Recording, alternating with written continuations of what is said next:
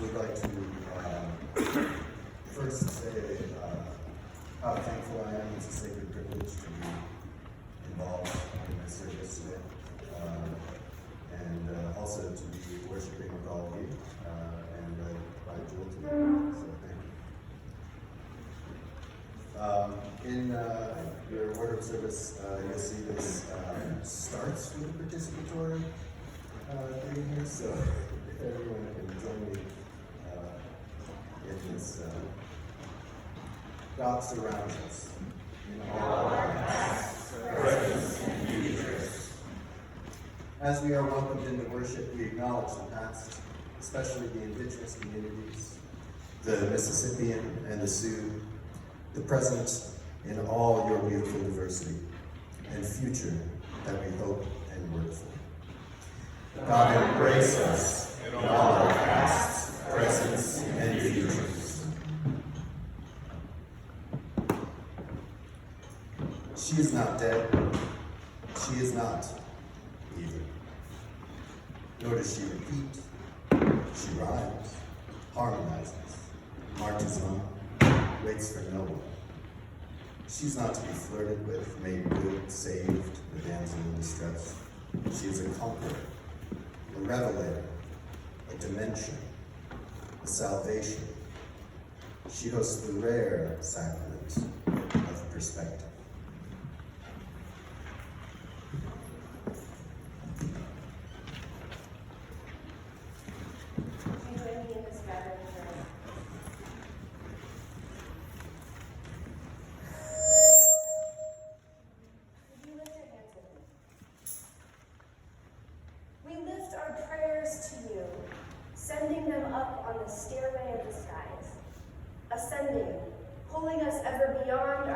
Ourselves ever toward you. We lift up our ordinary moments and our ordinary prayers like peanut butter and jelly sandwiches, that there will be enough for the day. We lift up to you our repentance for our offense against others, intentional and unintentional, and seek to do the work of healing in our communities. We lift up to you our own guilt, the pain that we bear in our secret places for those things which only you, God, know.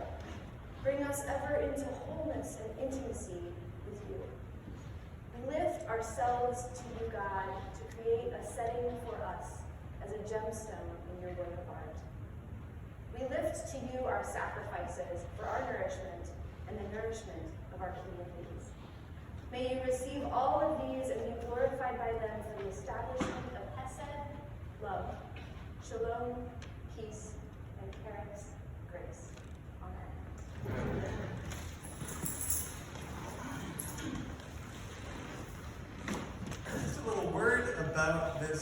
song.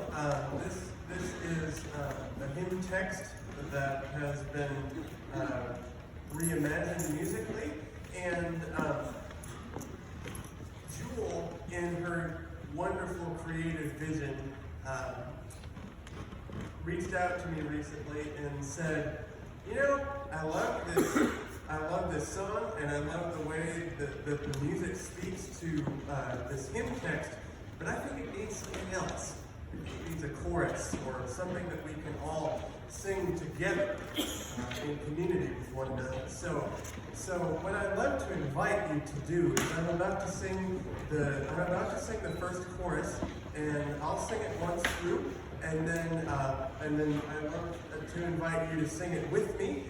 And you'll notice that the chorus, the words remain the same except for one word, or maybe two words in the ensuing choruses. So.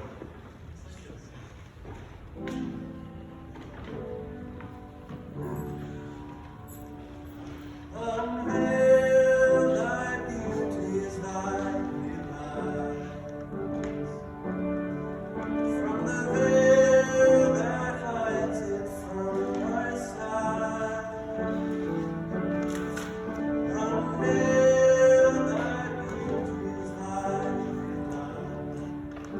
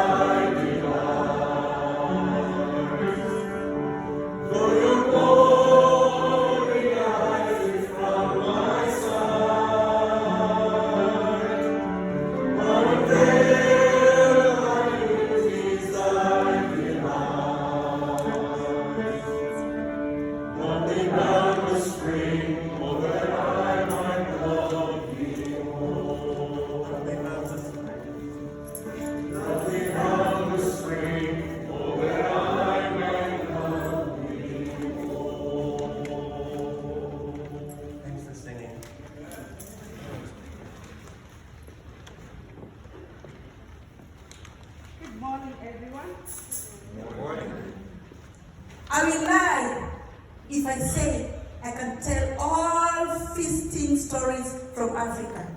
Because Africa is wide. It has many countries, it has many communities, it has many clans, and it has many families. Allow me today to share a story of feasting from a small community, the Sabaoth community from Mount Elgon, where I come from. If I say I tell other stories, morally, I'm not capable of doing that. In Mount Elgon, we have feasts around the year. Feasts that surround the birth, welcoming of a child into the community.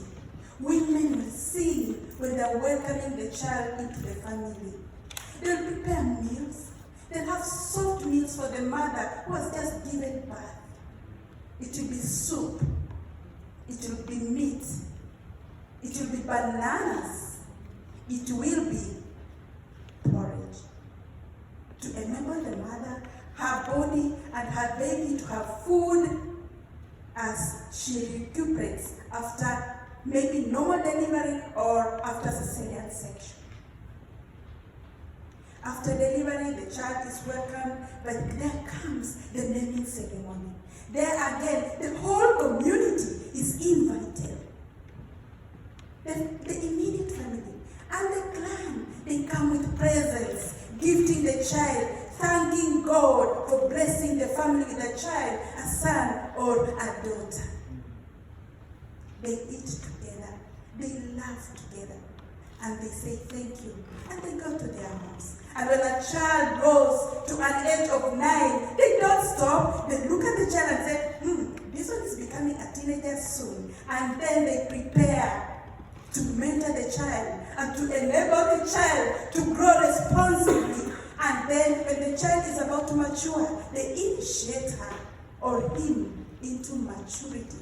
Then the community comes together to celebrate together, thanking God, thanking the ancestors for protecting the child and enabling the child to grow. They pray for the child, that the child who is now becoming an adult in the community to become responsible, to become morally responsible, and to follow the norms and the values of the Sabaoth people. And then the child again, and they say, now this adult is being prepared to be responsible, to be in charge of the community, to be in charge of the family, and also to become independent and take care of his or her own family. And then they prepare the child and say, now I think we need to go and do some negotiations with another family. That is a good family. So they begin through the meals, taking presents, eating together with a strange family, to make friendship that will last for some time, because their daughter, their son will marry or be married in that community. They eat together, they exchange gifts, and they love the children as they grow up. Whenever there is an issue, if the children are having issues or the community is having an issue, it's a social problem or even a spiritual problem, the families will come together and say, where is the problem? They consult the leaders of the community and they prepare meals. They select the best bulls. Now gender comes into play. They don't look for cows, they look for the bulls. And they say now it's the elders to go and take care of slaughtering the animals. And when they slaughter the animals, the elders will say, now we want to read inside the stomach of this animal and find out where the problem is, before they sit and they eat together. They see there's a problem, they'll come and pray. And then they take the prayers and the gifts to the caves and take to the ancestors and say, forgive us if we went wrong. Help us because we need peace. Help us because we need protection for our children. And it doesn't stop there. Hospitality is synonymous with being African. The strangers will not be looked at. No one is ever a stranger in Africa. Those ones who do not have, the widows, the orphans, the bastards pie will always have something food is always prepared, something set aside, and they come and they all eat from the same table and they rejoice. But we also have some distinctions. While they are sitting and eating together, there is the high table in my language, but not in our community language, where the men will sit. There you will not find the women sitting, neither will you find the children sitting, because we have social places that the community identifies. And if it's a child in the community to finish with, that's done something wrong, and something requires community involvement in order to correct the problem, is the choice of an animal to be slaughtered, and that is a sheep, a ram, a good one. A male gender also comes into play again. And the men prepare it. They slaughter. But the women will be given to cook. Because that will also be a measure of a good wife. The measure of who is this that will be my wife. In case there are girls preparing the meals. But the blood will be spilled. And they eat together the meat. And there is the forgiveness. Praying for forgiveness for the child. If it's an adult, praying for forgiveness. And again, you find that there's the sign of peace, exchanging peace, eating together, and the promise of never doing that wrong again. A snapshot of stories of feasting in Africa. Thank you.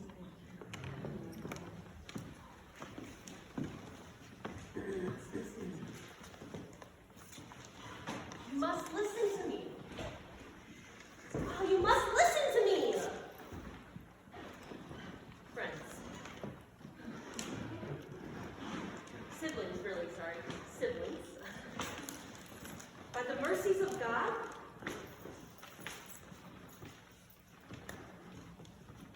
by the mercies of God,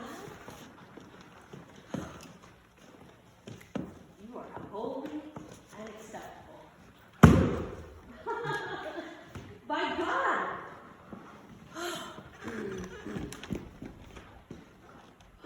Yes. Oh, your body. Oh, your body. Oh, yourself.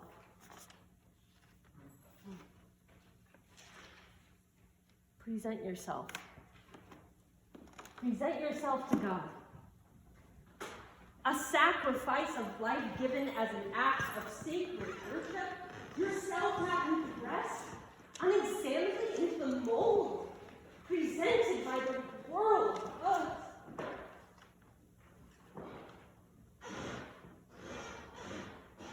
But transformed. Informed. Renewal. Thoughtfulness, the discernment and understanding of God's will, of all that is healing, of all that is good, and acceptable and fulfilling and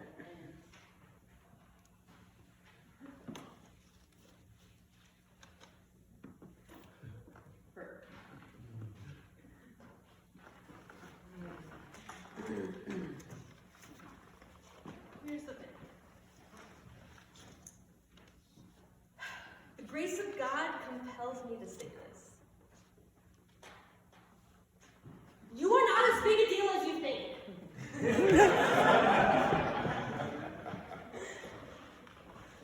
I'm telling every single one of you. Don't forget that. Tell myself.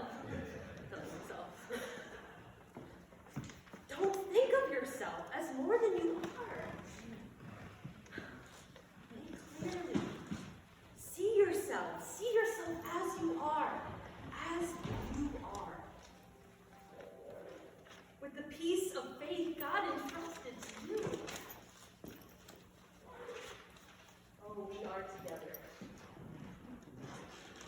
We're together. We are the body of Christ.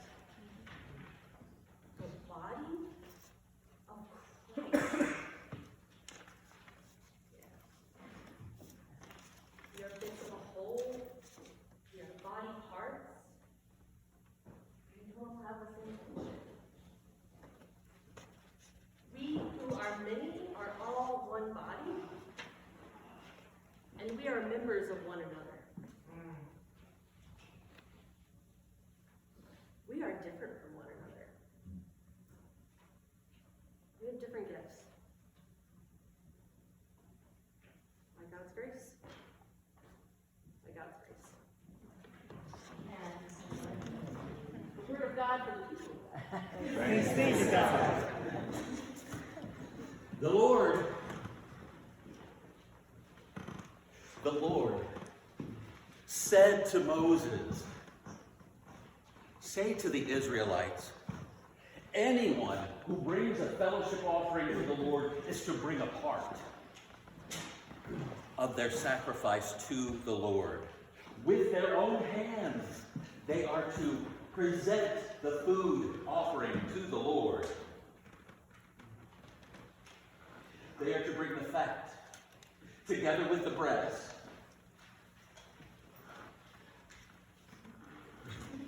and they are to wave the breast before the Lord as a wave offering. The priest shall burn the fat on the altar, but the breast belongs to Aaron and his son.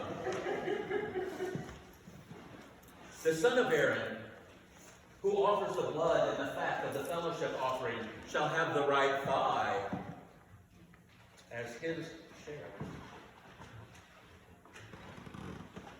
From the fellowship offering of the Israelites, I have taken the breast that is waved and the thigh that is presented, and have given them to Aaron the priest and his sons as their perpetual share from the Israelites. These then are the regulations for the burnt offering, for the grain offering, for the sin offering, for the guilt offering, for the ordination offering, for the fellowship offering,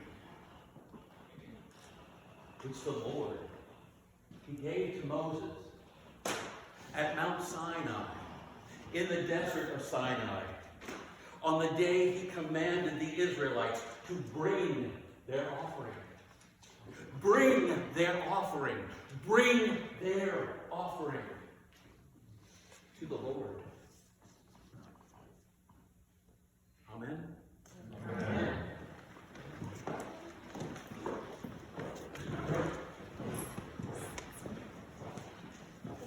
To all of the collaborators who made this morning what it is, I'm so very grateful. Would you join me in prayer? Dear God, though these scriptures and rituals, as they have been preserved, feel quite distant from our religious and cultural experience, I pray this morning that God will continue to breathe into them again, that they may be useful for our instruction, correction, and training in righteousness. Amen. So, you've decided to be a pastor, have you? Or maybe you felt called into another ministry, or even just to be a part of a church in some way or other, to volunteer, to donate, to support the work of God with your hands and feet, to be the hands and feet of Christ. You've called. God responded. God called, you responded. God asked you to be a sacrifice, to sacrifice yourself, to give, to serve, to offer yourself to the service of the church, to be generous with your time, to live on a pastor's salary, to sacrifice. So you've decided to sacrifice, right? But have you given any thought to what kind of sacrifice you're going to be? I mean, are you going to be, I'm not talking about like a living sacrifice versus a dead sacrifice. I'm saying, are you going to be a burnt sacrifice, a grain sacrifice, a sin sacrifice, a guilt, ordination, or fellowship offering? Have you never been asked this question before? Even after you decided on that big sacrifice thing? I mean, of course, I'm not really surprised about this. We don't do a lot of sermons or devotionals on the Levitical sacrificial system. I mean, Leviticus' sacrificial codes might as well be left untranslated for all the distance that we continue to feel from them. However, we're called to worship in different ways that are received by God as holy worship, holy praise, as sacred does not always ask the same thing from us. We know there are at least 6 different ways that are listed here in Leviticus 7:37, which the NIV translates as burnt offering. You say that? Burnt offering? Burnt offering. Grain offering. Grain offering. Sin offering. Sin offering. Guilt offering. Guilt offering. Ordination offering. Ordination offering. And fellowship offering. Fellowship offering. And as you might guess, if you know me, I'm going to retranslate all of those. Better understand what's actually being written in this piece of scripture. Because I believe if we do, then we can better understand God. And perhaps even better understand ourselves. The first of these 5 doesn't use the Hebrew word sacrifice or offering as is supplied. Actually, all of the first 5 don't use the word offering or sacrifice. It's just a single word. It's the word olah, the Hebrew word olah, which means the assembly. And if you look here in our beautiful art piece, it's the diffuser in the white cloth. It's this picture of a sacrifice that connects us to heaven. Another word that could be used to translate this is the staircase. It is a staircase. It is the ascension, and it connects us. It reminds us that God is more and beyond and great, like in our gathering song, a lovely source of pure delight, a reminder of the continuation, the constancy, the connection to God. When Scripture elsewhere speaks of the aroma that is raised to heaven, this is the analogy, this is the symbolism that is being drawn upon. This sacrifice was the work of the priests and the Levites and the leaders, and it was offered for the whole community in connection to God. The ascending reminds me of a United Methodist call and response. Lift up your hearts. Lift up to the Lord. The second one, if you look on our art piece here in the middle, the yellow and the gold is the grain offering, the mincha. It's got a good go in there, the mincha. And it means grain. It's typically translated as grain offering, but again, it's just the one word, it means grain. And the offering was literally grain. It was the bread and butter, so to speak. This came from the community. It was brought to the altar. So if you look at the path, it starts in the community, traces up to the altar, and then it comes up to the clergy. It was for the priests and Levites. It was their wages. It was financial support. This is the grain, the rice, the naan, the tortilla, the injera, the bread, the pizza, the peanut butter and jelly. I've translated it, the ordinary, necessary. In the work that I do as a professional artist, it is much easier for me to get funding to do creative projects than for boring studio maintenance. A grant for a mural is a lot easier to obtain than one for operational costs. But for those of us looking at occupational ministry, this offering reminds us that God sees our needs to get groceries, to keep the electricity on, to pay the rent. And when we give this kind of gift for that kind of support, these things also are an act of worship. Sometimes our sacrifices are very ordinary. And that's beautiful. That's a part of how we're called to worship God. Sometimes we offer the ordinary necessary. Our third offering is the blue cloth. And it starts all the way out by the baptismal. The blue cloth, the Hebrew word is hata'ah, and it is a word for offense. Typically, it's translated as sin offering. And the offense was an offering that dealt with a brokenness in the community. So it starts with the community. A brokenness that needs to be addressed with the justice of God. This offering was brought by a person who had done an offense intentionally or unintentionally to someone else in the community, brought to the altar, and then taken outside of the temple, back into the community where it happened. Now, part of the difficulty in understanding ancient texts is that sometimes there's unspoken assumptions that the ancient audience found so obvious, it was unnecessary to even write it down because it wasted precious scribal resources. But it seems that what was depicted here is that an animal killed in the temple with the initial small portion that was taken for the priests was then taken out. The rest of the meat that was sacrificed was given to the hurt community. It was given as restitution. That valuable meat, that nourishment, was actually a part of the healing process. There's a verse in Matthew that we heard about last Monday that talks about leaving your gift at the altar and attending to the hurt that you've done outside, and that recalls this offering. Don't just repent of the harm that you've done and stay inside the church building. Instead, we're called to go back out into the community. This is consequences that are lived out. This is reparations. This is communal acknowledgement of harm and restitution. To bring back into the community healing in place of brokenness. This offering began in the presence of God, but then was brought back out. And God's desire has always been that justice would flow out from the people of God. Amos 5:24 recalled, "But let justice roll down like a river. Let righteousness like a never-ending stream."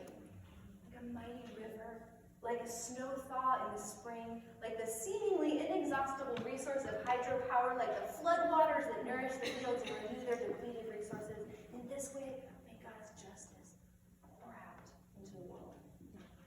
When we offer the hatah, the offense, we pursue justice for places that we have intentionally and unintentionally participated in injustice. The fourth offering is from the purple pot. Comes this way. And it is the asham. It's often translated as the guilt offering, which can be a little confusing because we just had a sin offering. I translated an offense, but it's not very much more clear. The difference here in Leviticus is the difference between whether the worshiper has a brokenness between themselves and somebody in the community, or a brokenness between themselves and God. Unlike the previous one, this offering was specifically for an offense against God, and it stayed within the temple. What was offered there became food for the priests. So as a modern analogy, for clergy, this is the work that we do with individuals and families that isn't public. As individuals, this is the self-work, the personal prayer, the internal struggle for vulnerability with God and with self. This is divine intimacy.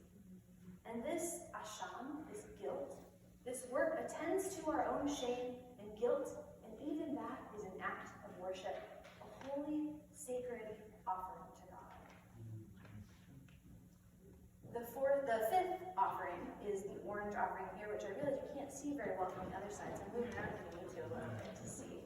It's orange, and it goes from the temple, the altar here, to the clergy. These are the symbols I'm using. And I have to say, I was thrilled to translate this word because I had no idea what kind of a special thing was going to be in it. It is the ordination offering, and it is the Hebrew word lalu, but the Hebrew means the setting of a stone, like a precious gemstone or jewel.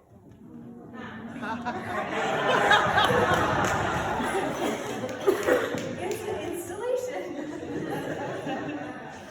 And there's sacrifice and ceremony in this act of worship, and also a lot of paperwork if you happen to be Methodist.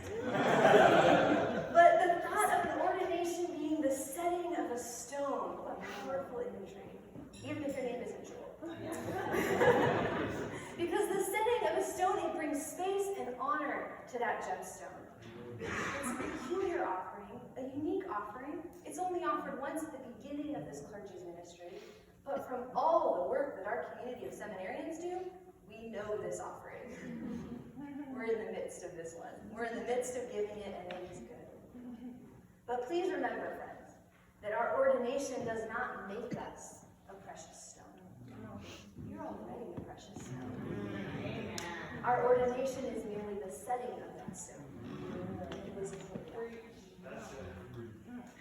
So we've talked about the essential, the ordinary necessary, the offense, the guilt, and the setting of the gemstone. But up to this point, the Hebrew hasn't used the word sacrifice. We come to the final one here in Leviticus, and this one does use that word. It's typically translated as fellowship offering. It is the zabak shalem. Zabak shalem. Zabak means sacrifice, and you might recognize the word shalem from shalom. Hebrew, like all Semitic languages, uses roots, and so shin lamet mem is the root that means peace, or more accurately, comprehensive well-being. That is, nourish So then Zebek Shalem means a nourishing sacrifice. Here depicted by the green cloth that goes every which way and comes in like a sunburst. What happened in this sacrifice was that an animal was brought into the temple. A few niggly bits were burned up. There was a thigh. Did you have a thigh given and a breast portion? Yeah, all right. And those were given to the clergy.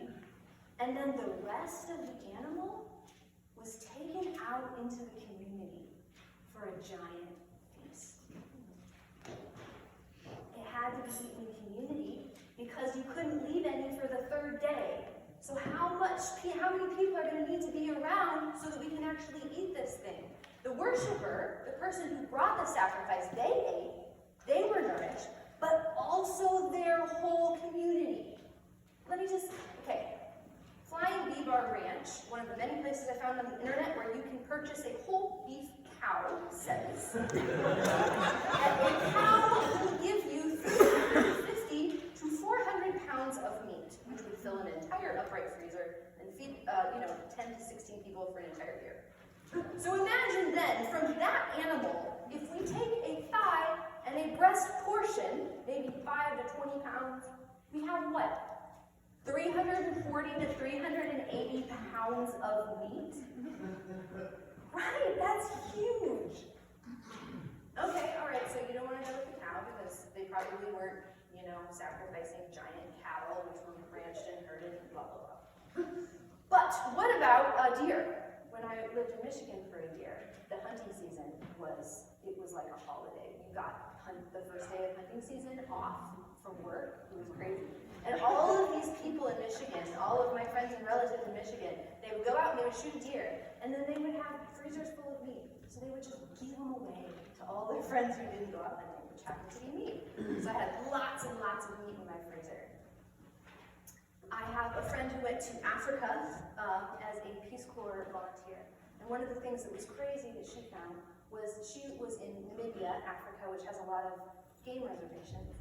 And one of the things that they did to make sure that the population was protected and in the right size, for elephants in particular, is if there was an elephant that needed to be taken from the flock, from the herd, they would sell to some crazy rich American the rights to kill that elephant. And so the hunter would be able to come to Africa, shoot the elephant, and they would be able to take one steak and some other prize things, I think maybe the head. And the community that had that reservation, they got the rest of the meat. 1,000 pounds of meat. My friend Annie said that the children in her community said, "This is the best time. You have to try the elephants. Oh, it is so good, man. Yes, you'll love it." It was a celebration. It was a party.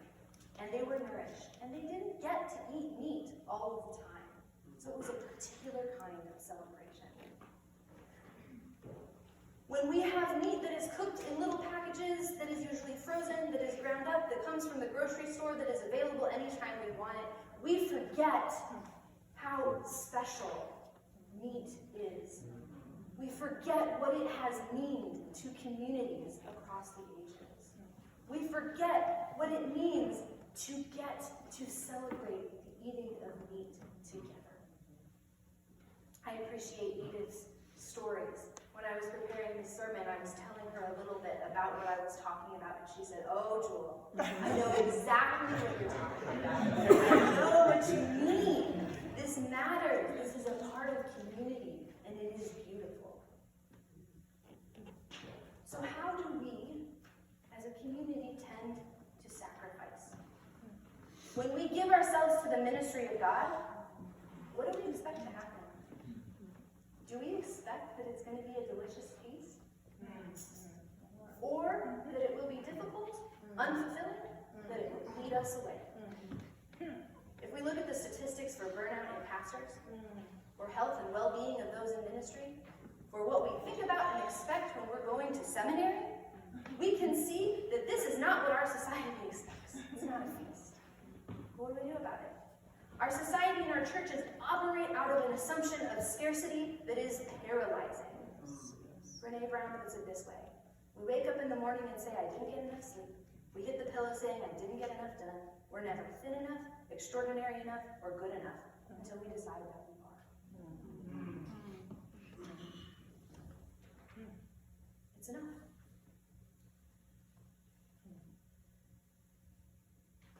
Might we say that the opposite of scarcity is well-being? Perhaps God isn't asking us to be a whole burnt offering, burned to the crisp for God.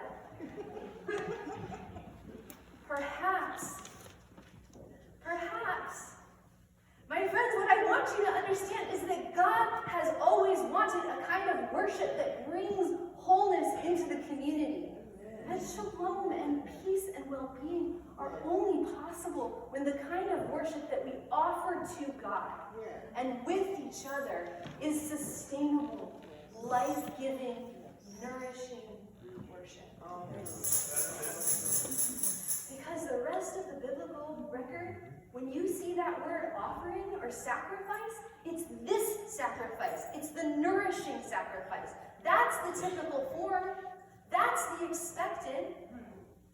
Unfortunately, perhaps it's not our view of sacrifice that's a problem. Perhaps it's actually our view of God. That unless we give ourselves in a crippling way, we don't think we're going to be enough, and we don't think we're going to be accepted by God. What if God's greatest desire was that our worship be a source of joy, be a resource to our needs? That it might meet the physical, emotional, relational needs that bull us over and petrify ourselves. We might need worship because we need to live, because we need to eat, because we need to breathe. That is powerful and worthy of our sacrifices. But could it be possible that God desires those sacrifices that give us life? What did Romans 12:1 tell us? I appeal to you, therefore, siblings, by the mercies of God, to present your bodies as living sacrifices, holy and acceptable to God, which is your spiritual worship. I wonder what a community would look like that used the strengths of each member instead of their weaknesses. I wonder what it would look like to have a community where fellowship's offerings were being brought regularly into this. Here's one of the problems. We can't do it alone. Not if we're going to be a burnt offering, for sure. But not if we expect scarcity, and not if we continue to believe that God asks us to do it all alone. Romans 12 also said we're bits of a whole. We're parts of the body. We don't all have the same function.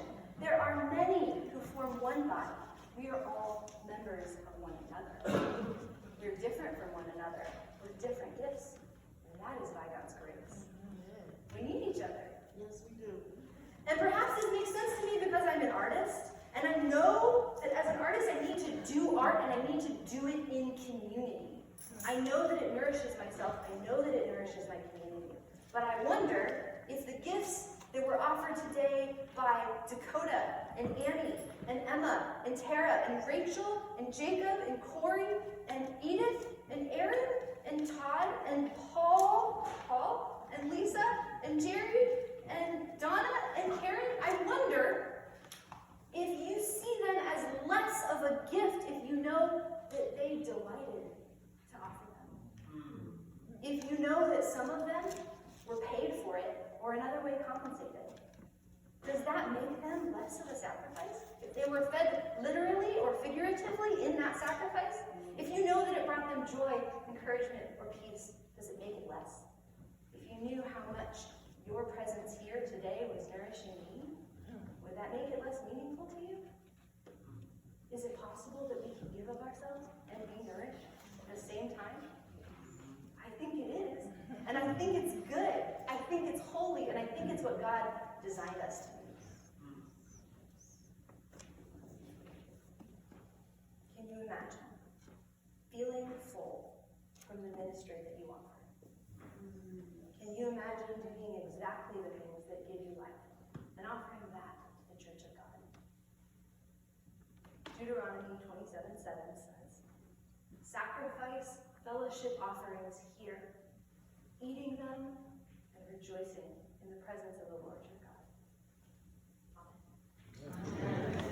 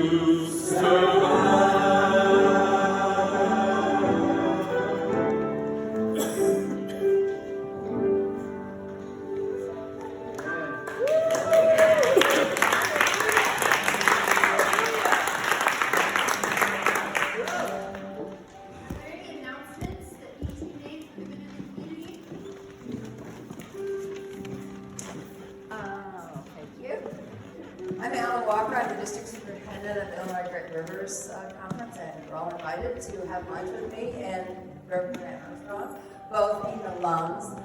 Glad to be here with you for this worship. Thank you for bringing us. Anyway, we're going to have lunch if anybody's interested in hearing more about our conference. Announcements. I just want to say that October is National Domestic Violence Awareness Month, and there was an incident that I heard about, and I won't give any details about it, but it was on my heart as I was preparing to sing the song, thinking about how sometimes we encourage people to love, and what does that look like, and sometimes that ends up keeping people in abusive relationships and unhealthy environments and unhealthy relationships. So I just want us to be aware of that and encourage people into loving and healthy relationships. Anything else?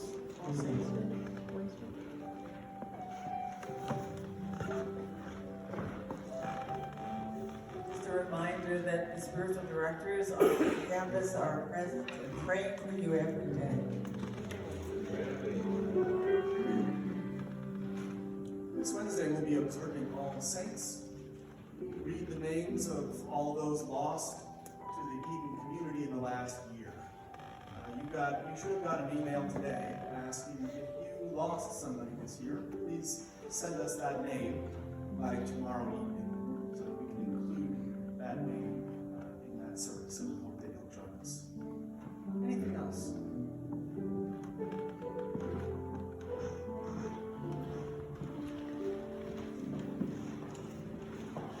To thank you one more time for being so close we can bump shoulders with each other this morning. For coming in tightly so that we can see each other's expressions and eyes and faces and feel the presence of one another in this place. I am so grateful for all of you. And I have made it to the end without crying, so now I'm